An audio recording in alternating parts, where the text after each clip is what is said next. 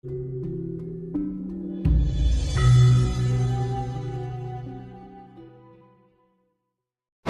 yang merasa dirinya yang paling tinggi itu, kalau saya yang mengatakan, memang itu orangnya belum paham betul tentang kehidupan dunia. Sama-sama spiritual, kalau bagi saya ini perlu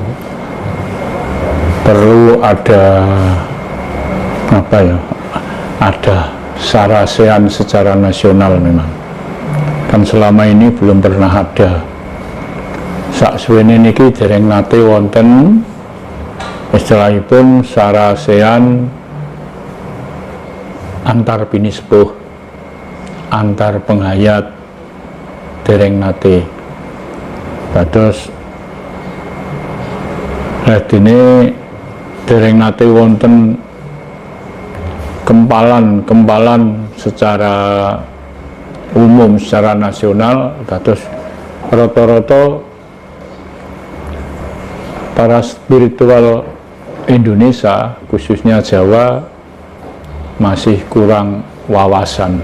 Artosipun sedaya paguyuban, sedaya lelampahan ngoten niku mboten enten ingkang paling bener, tidak ada yang paling benar sendiri ya Bapak. Artinya semua itu cocok-cocokan, pas gawe awakmu durung tentu pas gawe awakku. Ngoten Bapak. Nggih leres. Terus tentang budaya spiritual niku mboten saged diakui secara pribadi. Mboten saged diakui secara pribadi. Intinya pelaku spiritual itu ajarannya ajaran kerohanian. Nah, di dalam ajaran kerohanian, kalau saya atas nama pribadi dan dari kawruh SS ini, kepahaman saya tentang spiritual, tentang ajaran kerohanian ini arahnya bertuhan. Jadi arahnya mengarah ke ketuhanan. Padahal banyak orang yang laku spiritual dan ajaran kerohanian itu belum tentu mengarah ke ketuhanan. Contohnya gini, orang belajar kerohanian, orang spiritual, tapi yang ingin diketahui makhluk lain, nah itu kurang pas kalau saya mengatakan. Jadi orang spiritual jangan mengarah ke situ. Nah, selama ini belum pernah ada musyawarah secara nasional tentang ajaran spiritual. Kalau yang lain-lain sering bertemu, sering ada konsultasi, tapi tentang spiritual Indonesia ini belum pernah mengadakan tatap muka bertemu. Nah, pada saat ini Bapak, misalnya kadang kan sebagai seorang pembimbing, sebagai seorang guru spiritual gitu, merasa dirinya itu sakti, bisa melihat ini, bisa melihat itu.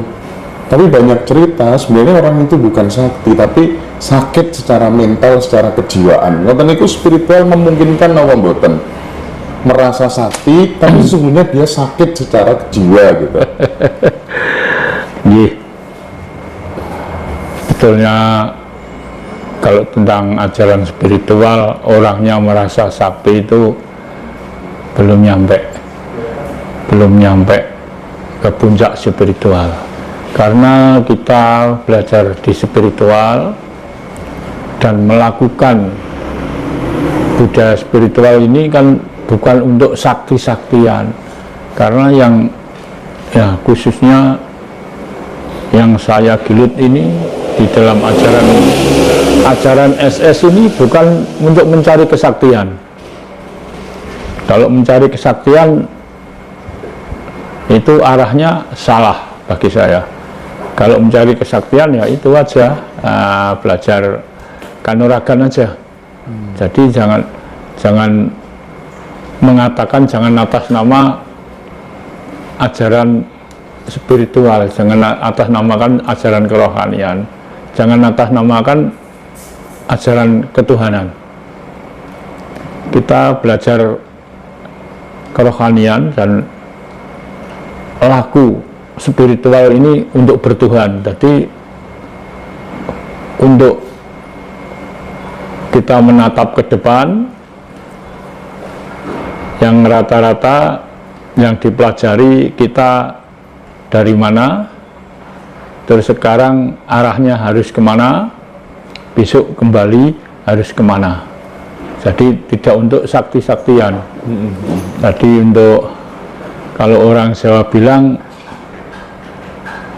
yang dipelajari itu tentang sangkan, paran, dumadi.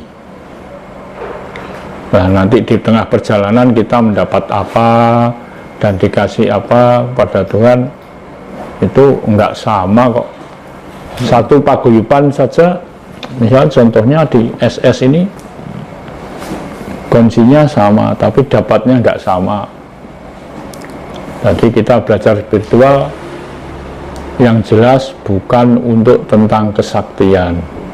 Nah, apabila nanti ada petunjuk ke situ, lah pasti orang itu kira-kira yang diharapkan yaitu. Oh iya. Yang diharapkan itu. Nah, nanti ada petunjuk tersendiri, beda yang kita mengarah ke Tuhanan. Ada juga belajar spiritual karena ingin kaya, boleh. Kalau ingin kaya ya di samping kita belajar ini ya gunakan. Nah, orang Jawa bilang ada sedulur empat itu. Sebetulnya itu perabot untuk kebutuhan dunia. Tapi harus ingat, di dunia ini memang manusia tetap membutuhkan materi. Tapi materi ini ya juga hanya untuk dunia. Kalau sudah meninggal dunia, bukan materi lagi kebutuhan kita. Jadi intinya kalau belajar spiritual, belajar ini, banyak orang yang intinya ingin sakti, itu salah. Kalau saya yang mengatakan salah, ya salah. Kita belajar spiritual untuk bertuhan. Kita harus mengenal Tuhan. Tuhan itu apa atau siapa, di mana, bagaimana, itu milik siapa dan untuk apa. Ini yang harus kita mengerti. Nah, ini bapak pas dewinane pas tenggene Jakarta itu, kalau kan sempat wawancara kali salah satu peserta bukaan kunci, lupa namanya Mbak siapa yang dari Jakarta itu. Jadi dia bisa berdialog dengan dirinya sendiri gitu. Misalnya dia bertanya, dari dalam menjawab, dan itu terus menerus gitu. Misalnya bingung terhadap hal-hal yang mungkin dia butuh petunjuk gitu, selalu jawab. Kayak terjadi dialog spiritual dengan dirinya sendiri gitu. Tapi kenapa itu juga nggak bisa terjadi di orang lain gitu? Case-nya berbeda-beda gitu, ceritanya berbeda-beda. Nah, apa niku pripun Bapak? Nggih. Jadi para penghayat, seorang penghayat spiritual, ada yang sudah nyampe ke situ, ada yang belum. Kadang-kadang kenapa kok nggak semua harus di situ? Padahal kadang orang itu yang dikehendaki itu, kalau ada apa tanya diri sendiri, sudah ada. Itu memang kalau orangnya sungguh-sungguh belajar dan bisa melakukan dengan jelas, dengan tidak sampai menyalahi laku. Nah, orang lain ingin begitu, nggak bisa sama. Nggak bisa sama. Kadang-kadang orang itu kurang sadar, kurang menyadari bahwa karakter kita tidak sama, dan posisi kita tidak sama, dan profesi kita nggak sama. Makanya ada istilah gini, orang Jawa,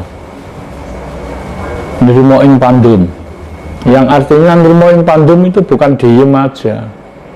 Setelah beliau belajar di spiritual, dapat petunjuk apa, itu dijalani.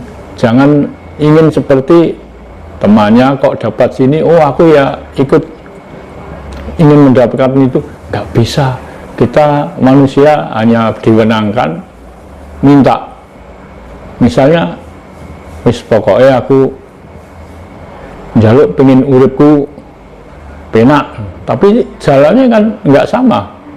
Tuhan memberi lain orang, ya lain jalan, lain cara. Jadi nggak bisa kita harus sama, itu hasilnya nggak bisa. Memang nggak bisa. Apa yang diberi Tuhan kepada kita, lah syukur-syukur sudah mampu kita tanya diri sendiri. Nah,